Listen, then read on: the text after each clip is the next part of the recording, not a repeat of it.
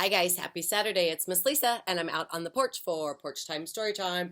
And today I have a book called The Library and it is by Sarah Stewart and the pictures are by David Small. Look, this picture just makes me happy. Look at all those yummy books.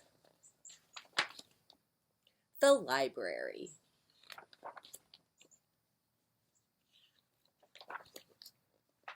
And this says, to the memory of the real Mary Elizabeth Brown, librarian, reader, friend. Elizabeth Brown entered the world dropping straight down from the sky. Elizabeth Brown entered the world skinny, nearsighted, and shy. She didn't like to play with dolls. She didn't like to skate. She learned to read quite early and at an incredible rate. She always took a book to bed with a flashlight under the sheet. She'd make a tent of covers and read herself to sleep. Elizabeth Brown went off to school dragging a steamer trunk. Elizabeth Brown unpacked her books, breaking the upper bunk because she had so many. She sat in all her classes and doodled on a pad, adrift in dreams of entering a reader's Olympiad. She manufactured library cards and checked out books to friends, then shocked them with her midnight raids to collect the books again. Do you recognize that picture? From Alice in Wonderland, one of my most favorite stories ever.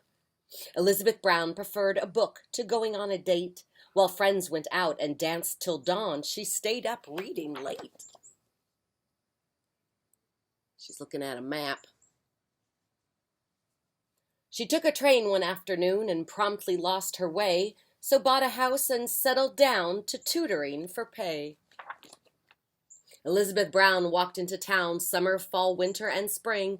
Elizabeth Brown walked into town looking for only one thing. She didn't want potato chips. She didn't want new clothes. She went straight to the bookstore. May I have one of those? Elizabeth Brown walked right back home and read and read and read. She even read while exercising and standing on her head. She made a list of groceries and tucked it in her book, then lost the list among the fruits and left with nothing to cook. She read about Greek goddesses while vacuuming the floor. Attending only to her book, she'd walk into the door.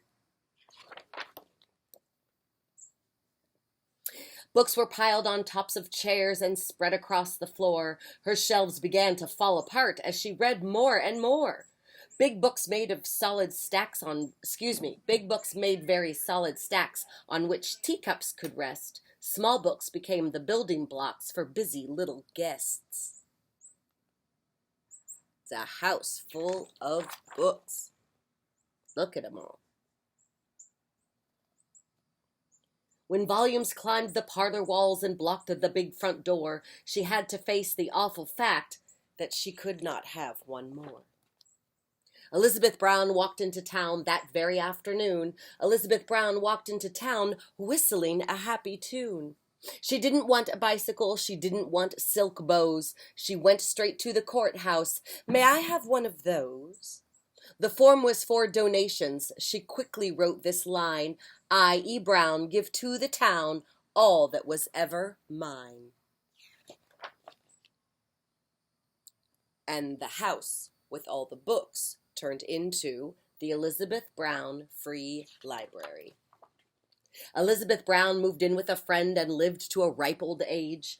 They walked to the library day after day and turned page after page after page. The end. The Library. I hope you like that one. I'm Miss Lisa. I'll see you a little later for another porch time story time. Blah, blah, blah. See you later.